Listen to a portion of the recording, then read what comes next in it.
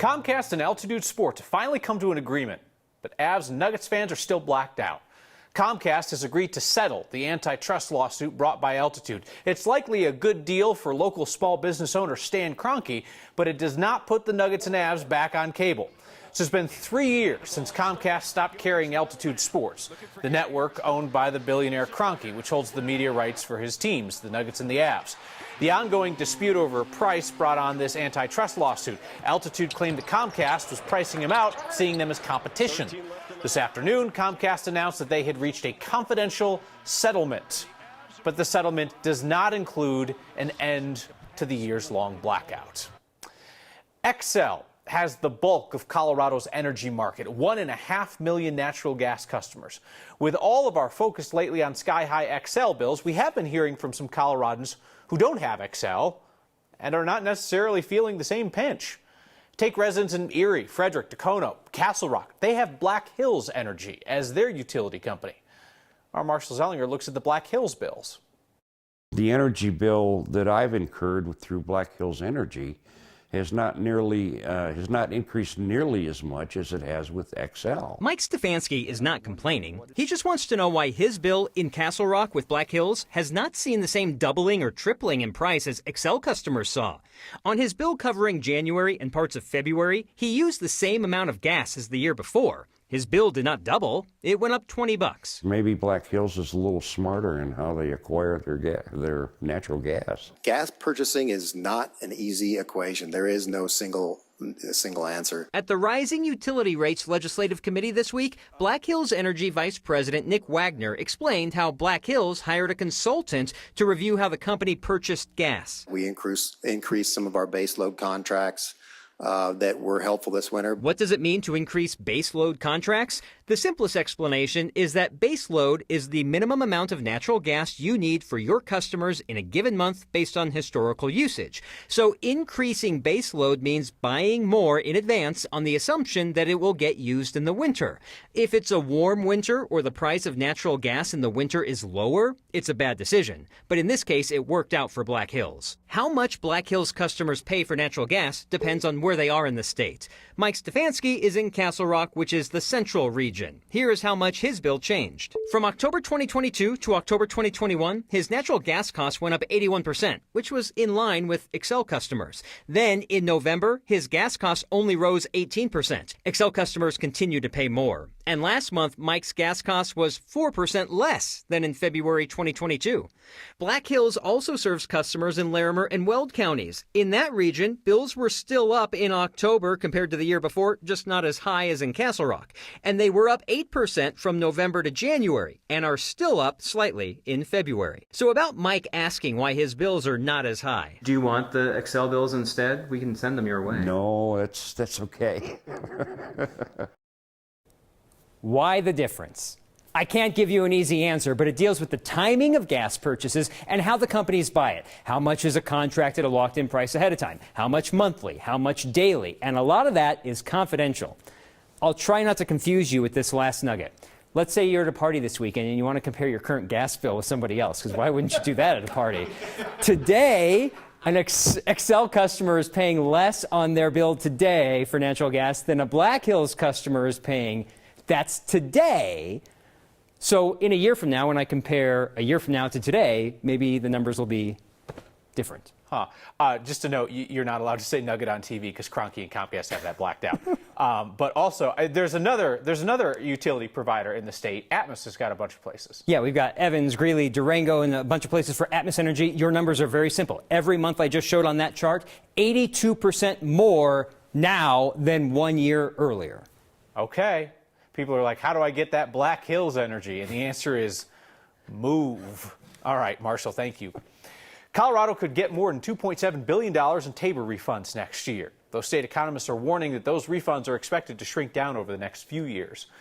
Last year, Democrats who had tried to kill Tabor refunds flipped to take credit for the largest surplus in state history, $3.7 billion in Tabor refunds that went out.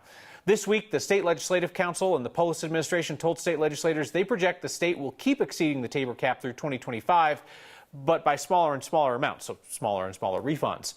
Tabor limits how much the state can keep and spend each year. It's based on calculations from the previous year.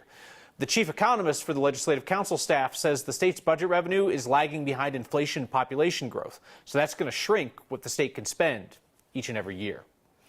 State legislature is still talking over a proposal by Democrats that would allow municipalities to set up supervised use sites, places where people would be able to use illegal drugs under medical supervision to prevent overdose deaths. The handful of progressive candidates for Denver mayor, along with City Councilwoman Debbie Ortega, are on board with the city of Denver having at least one of those sites. It might even be mobile. Where people are congregating, you can do services on the street. Mobile units that they can actually go where people need them. And I think these are solutions for Denver. That was Lisa Calderon, then Leslie Herod, floating the idea of a mobile unit at our debate this week.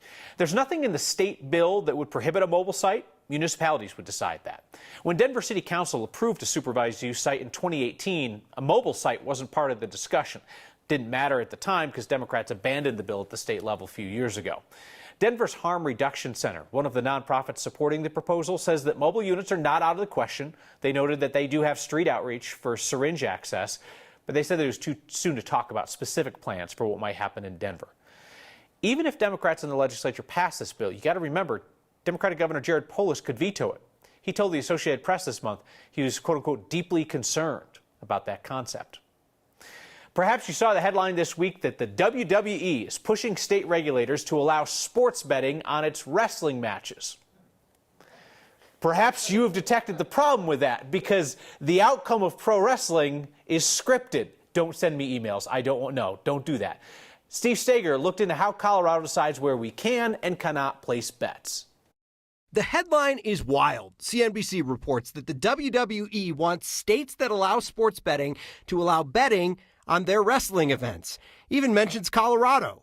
The problem is it can't happen here. The WWE is scripted, and so it would fall into a different category. In Colorado, Dan Hartman is the director of the Division of Gaming, regulating sports betting. We don't have the ability here to take like the Oscars and some of, elections, any of those things that would be an event. Colorado state law prohibits what sports bettors can wager on, and in the end, Hartman's division has the final say. And the law says you can't bet on something where the outcome is already determined. When you're talking about something that's scripted, even though they probably could put it in an envelope, nobody would know what the outcome is until very late. They're not something that we can do. Sportsbooks submit their ideas for wagers to the state for approval, and Hartman's division has turned down quite a few of them. In Colorado, we also can't bet on the outcome that is determined solely by chance. The coin flip, some of those things that are out there that other states can do, our statute strictly prohibits those. For example, Coloradans aren't allowed to bet on what color Gatorade will be poured on the winning coach of the Super Bowl. It's purely by chance. Or who will win the NHL's Jack Adams Award for the league's best coach. It's how much in advance the result may be known. His department has turned down some doozies. The Puppy Bowl. I kind of said in jest, well, you just can't trust puppies. They can be bought off with a treat. But Colorado has the largest catalog of allowable wagers in the country, even allowing betting on professional tag. Yes, there's professional tag. We'll make sure that they have a league, they have a governing body, they have integrity of the data and the data standards, that they have an integrity policy, a drug testing policy. So in Colorado, you could bet on college sports, but you can only bet on teams, not individual players. So the state's gaming division turned down bets on NCAA golf. Think about it. They're all individuals.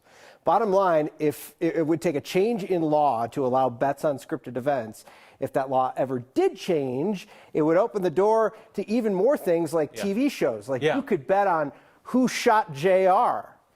Oh, okay. Even though most people in the building don't even know that reference. That was some time ago. I mean, you got to be pretty thirsty for the sweet action if you're laying money on tag. You know, I mean, you've got table tennis. Yeah. I mean, there's all sorts of stuff in there. But I mean, so these rules change with the sports. You're telling me that Coloradans can no longer bet on spring training baseball. Spring training baseball, since MLB made some changes and now allow managers to stop a game if they want to and just kind of say, okay, we're done here. Yeah. Now that doesn't seem fair. There's no integrity. They lose the integrity there. They'll allow you to bet on regular season games where the rules are still in place. But yeah. Yeah, same reason you can't bet on like T-ball, because somebody could get mercy ruled. It could just be over. You don't play the whole game. All right, thank you. Appreciate it, Steve. So there is a kids' clothing store in Denver where no one pays. Every shopper gets to walk out with a whole wardrobe, bunch of outfits. The boutique is a project of the nonprofit Closed to Kids of Denver. Since Wednesday, Your Word of Thanks microgiving campaign has raised $23,000 to support their work. Closed to Kids welcomes low-income families and families in crisis, usually based on referrals from social workers or schools, but they don't require a referral. They figure if a parent has the courage to ask for help getting clothes for their kids, then that's a family that needs help. Scan the QR code on your screen or text the word THANKS to 303-871-1491. I'll send you that link to join me and a bunch of other people in donating. These outfits help kids go to school with confidence. One less thing for them to worry about. So there is a straight line from our $5 donations to Close to Kids' work to young people succeeding in our state. Phil Washington's nomination to lead the FAA is still up in the air. Democrats are ready to move forward despite Republican opposition. And the Denver March Powwow is a celebration of culture. My good news is that we're back into the powwow circle. It's also where we find this week's good news. Next.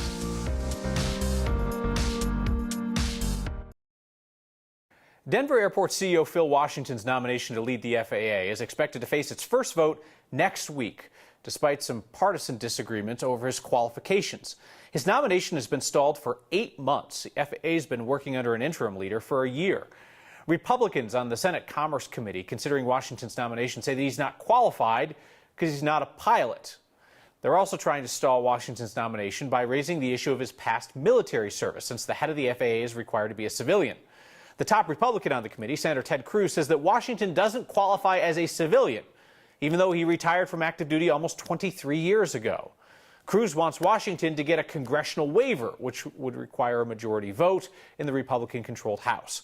The Biden administration denied that request for a waiver last week, so the nomination only now needs majority vote out of the Democrat-controlled Senate. Federal water authorities want to make it rain, but spending tax dollars at Shotgun Willie's would be frowned upon, so instead they're going to try cloud seeding. Cloud seeding uses things like planes and ground-based cannons to shoot silver iodide particles into clouds. Those attract moisture that turns into extra rain and snow. The Associated Press is reporting that water agencies in Nevada will get $2.4 million to fund cloud seeding operations that should impact the entire upper basin that includes Colorado. Our state already spends about $1 million a year on cloud seeding. Scientists say with the right conditions, it can bring down extra 5 to 15% precipitation, not participation. That's very different. The Bureau of Reclamation is also in charge of overseeing the required cuts to Colorado River usage. We've talked a lot about that issue. They're expected to release a draft proposal of the cuts they're suggesting for the 7 Colorado River Basin states later this month. Well, it was a bright start to our St. Patrick's Day. That sunrise, absolutely stunning. You see that kind of red beam out there?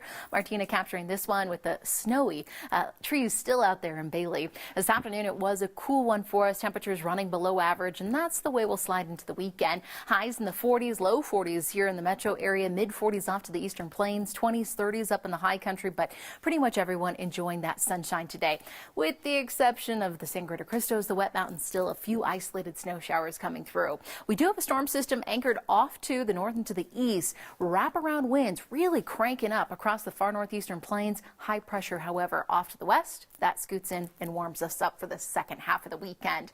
Look at these winds, 30, 40 mile per hour gusts around I-76, I-80 late tonight. Hopefully they should simmer by early tomorrow morning. High pressure's around, so we're looking pretty good. That's going to allow our temperatures again to warm up as we get into Sunday. Tomorrow still will be a slightly cooler day as those high temperatures only return to the low 40s, but we'll have plenty of sunshine, that's for sure. 20s, 30s up in the mountains, and then we continue to climb next week. Spring will officially be sprung on Monday, and then we're back to the upper 50s and 60s with the possibility of some rain, not necessarily snow, next Wednesday and Thursday. It's Friday, which means we hope nobody leaves here unhappy. My good news is that it's St. Patrick's Day and I'm a redhead. We ask our favorite question to wrap up the week next.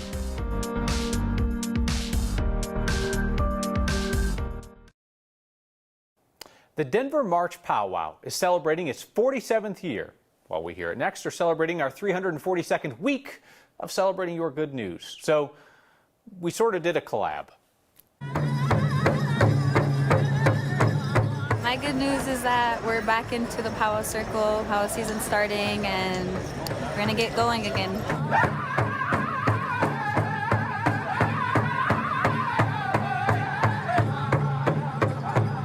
Hi, we've got our good news today. Out with my good friend Tiffany from work, our Diversity, Equity, and Inclusion program. We are here on a little field trip enjoying some indigenous culture. My good news is that I get to partner with Denver's Native community. My good news is that I'm alive and healthy.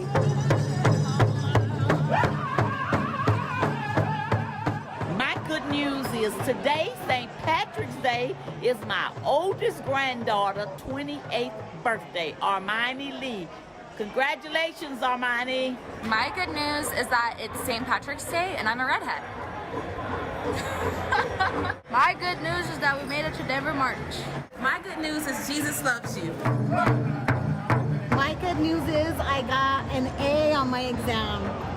And what is that exam in? It's for graphic design.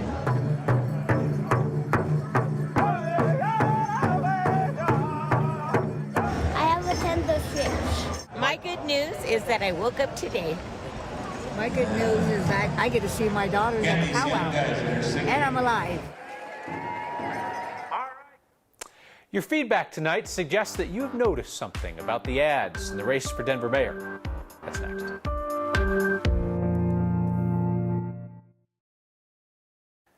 Colorado grocery stores just got a hold of wine a couple of weeks ago, and a sign suggests that they are already wasted. Liz Tights snapped this photo of a display at the City Market in Montrose. Not a great deal for customers there, because if you buy 6 bottles, you will only receive 10% of each bottle. I don't know if like the checkout clerk guzzles the other 90% of each bottle and hands it back to you or what happens, but you're only getting 10% of the bottle, so be careful. If you see a sign that makes you do a double take, email it to next@9news.com or use the hashtag #HeyNext. Couple Next viewers noticed something about the ads in the mayor's race that I can't say that I even noticed. Deborah says one nice thing about this current round of political ads: no attack ads. And Dave got into the weeds on this. He said with the number of candidates in the Denver mayor's race and with everybody having a low percentage in the polls, one very positive thing is the candidates' ads are saying what they're actually going to do. They don't tear apart the other candidates. Could you imagine how difficult that would be in a 30-second ad? You'd have only like 2 seconds to tear down each one of your 16 opponents in order, one after another. Who knows? Maybe we'll see attack ads if somebody emerges as a front runner. You can just wait for that 2-person runoff. I'm sure things will get real crispy then. Josh writes in with a note of appreciation for Comcast and Altitude. He says, thank you. Your greed and petty arguments make it really impossible to follow the Avs and Nuggets. So we end on that positive. See you next time.